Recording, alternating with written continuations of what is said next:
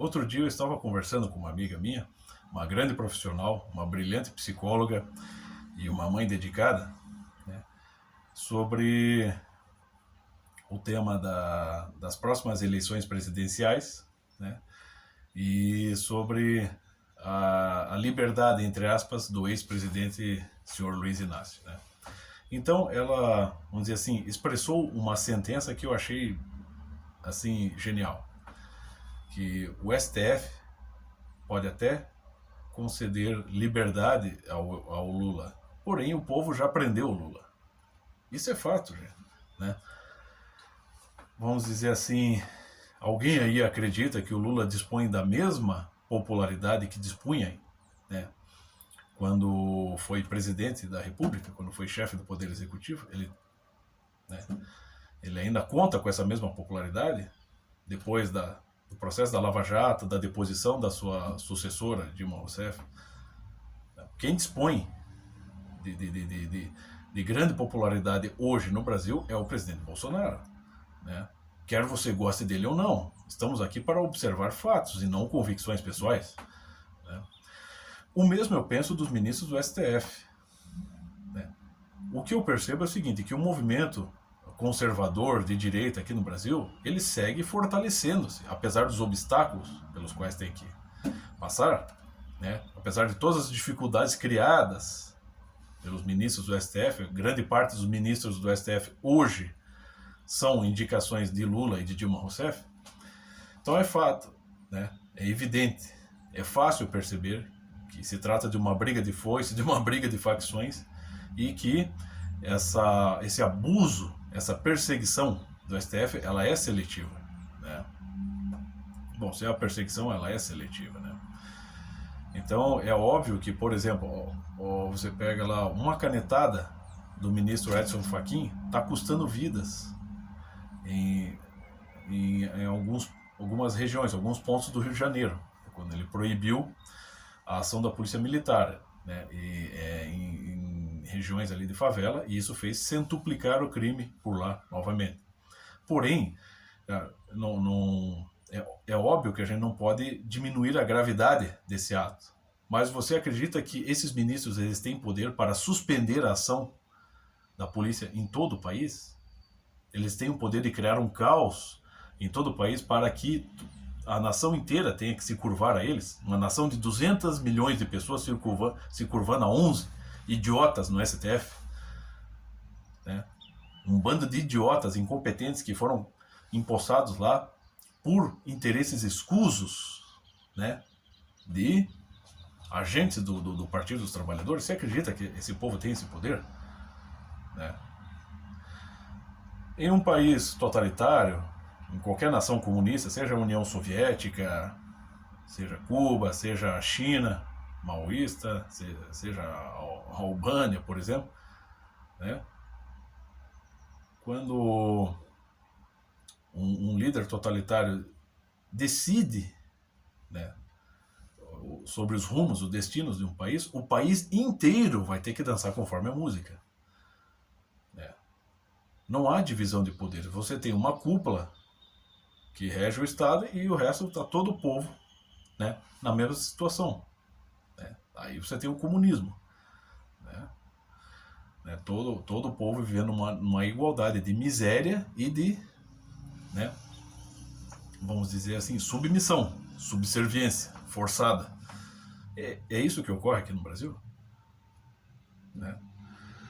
No caso do ministro Alexandre de Moraes, né, ele de fato é um cara abusado. Porém, quantas pessoas ele prendeu até agora, desde o início do governo do presidente Jair Bolsonaro até agora? Pessoas que, vamos dizer assim, são apoiadores, que estão aliados ao governo. Quantos ele prendeu? Dá para contar nas mãos. Aqui, né? Você tem o Daniel Silveira, o Roberto Jefferson, um professor agora em Santa Catarina, que estava fazendo ameaças. Né? Não sei se o Oswaldo Eustáquio também a prisão de Oswaldo Eustáquio partiu de iniciativa do Alexandre de Moraes, né? Mas dá para contar na mão. Né? Ao mesmo tempo, você tem lá flagrantes. Entre esses flagrantes, né, o Alexandre de Moraes saindo, se eu não me engano, de um fórum em São Paulo, rodeado de seguranças, e o povão em torno dele xingando ele de tudo. Né? E o Alexandre de Moraes de cabeça baixa, apressando o passo, né? Vamos dizer assim, rapidamente, né? Entrando no carro dele e ó, né? Sumindo. Por quê? Porque ele sabe que, né, não dá para abusar do poder dele, porque, queira ou não, o que está na Constituição é o primado do popular sobre o estatal. E isso não é uma questão, não é algo que foi convencionado numa Constituição. Isso é uma coisa estrutural. O país é grande, né? E os 11 ministros do STF, eles estão plenamente conscientes que eles não estão empossados dos cargos dele, porque o povo quis. Então eles sabem que, sim, né, eles correm um grande risco, né, de serem massacrados pelo povo. Eles sabem disso. O Alexandre de Moraes está brigando com gente da mesma altura dele, em termos de autoridade, sei lá, de imunidade. Pô, o advogado Daniel Silveira pagou 100 mil de fiança pela liberdade dele, condicional. Você acredita que essa é uma pessoa, que o Daniel Silveira é um cara fraco nesse sentido? Não, ele detém um poder aquisitivo e detém ainda detém um cargo público.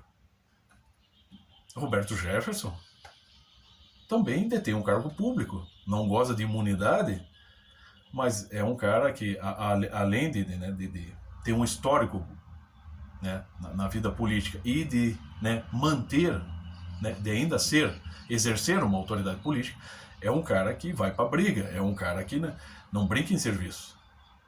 Né? Você teve lá um problema agora do Alexandre de Moraes no seu clubinho, né? Ele abriu um inquérito lá contra 5 pessoas que estavam o caluniando em um clube do qual ele faz parte. Você acha que isso é um clube isso é briga de boteco? Não, isso é briga de gente grande. Mano. Você não tem o Alexandre de Moraes, nenhum dos ministros está aí se impondo à população, no sentido, prende aquele tiozinho ali que vende pamonha porque ele falou mal de mim. Não, você não vai ver ele fazendo isso. Ele nem é louco de fazer isso. Né?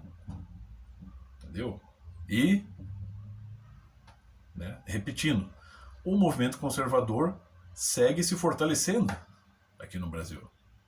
Nos países, você pega a União Soviética, na China, em Cuba, na Albânia, entre outros, que às vésperas de se tornarem países totalitários, né, onde no caso da Rússia, os bolchevistas tomaram o poder em 1917, às vésperas disso acontecer, o povo já estava desarmado, estava comendo mal, estava fraco de espírito e de corpo.